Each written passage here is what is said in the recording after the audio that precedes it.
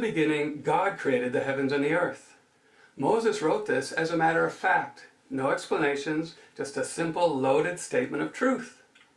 Now, analytical Westerners are going crazy, wanting more details. How did he do it? Was it a big bang? How long did it take? Days or millions of years?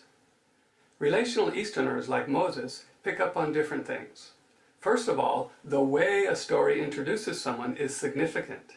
Here, God is eternal and all-powerful.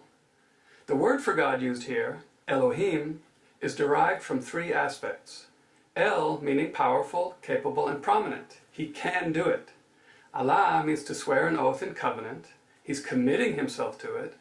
And thirdly, it's a plural ending, im. Plurality in the East is a way of emphasizing attributes by multiplying, like we multiply adjectives. For example, if God's powerful, it's like saying he's really, really powerful.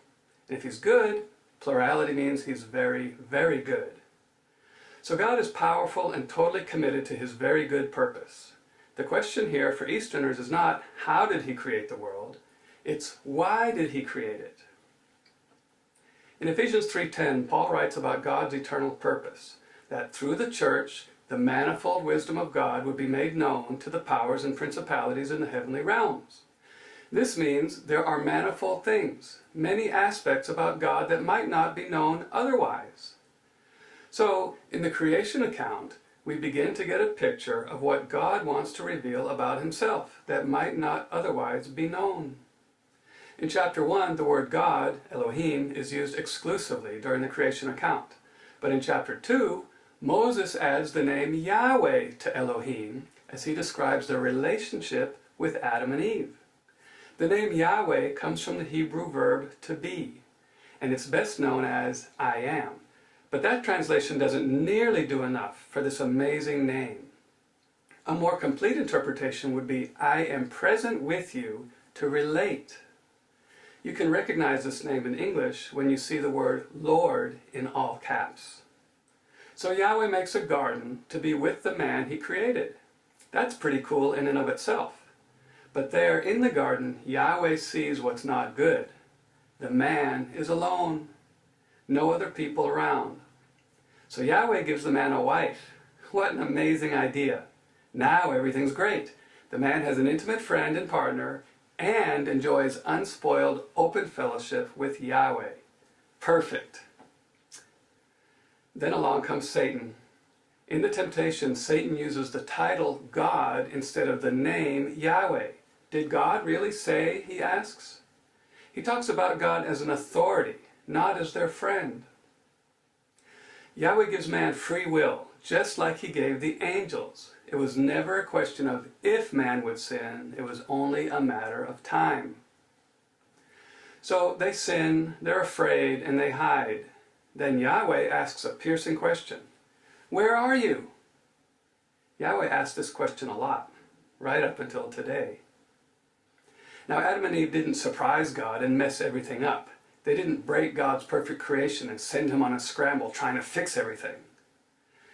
No, God fully expected man to sin and fall away so that he could show the powers and principalities in the heavens something amazing about himself. Something that could never be known in any other way. He reveals his great love towards his creation by redeeming, healing, and forgiving. This is the only way we could know how amazing and wonderful God really is. That's what he reveals through the church. Redemption, forgiveness, and grace. Now in the punishment, Yahweh banishes them from the garden. Ever hear of the rebellious teen? One day Dad comes home and says, "You don't respect my rules or your mother, so get out." "But wait, I'm coming with you." Now isn't that preposterous?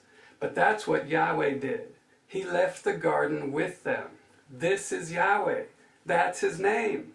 That's his nature. I am with you to relate. Now one more word about free will. I'm a dad. And when I used to come home from work and my little boys would run up to me shouting, "Abba!" and jump on me and smother me with hugs and kisses, well, there was nothing quite like that. Now what would you think of me if they avoided me and I would hunt them down and grab them against their will just to get a hug and a kiss? I would be a bully, and their affection would mean nothing. This is the precious gift of free will. When we choose to run to God, to love Him, and thank Him, it really is the only thing we can give Him that He doesn't already have. That's why it's so important to Him. He loves us and wants to be with us, to be known. He is to be respected, but not afraid of. It's the pagans that fear the unknown God, and it's never fitting for God's children to behave like pagans.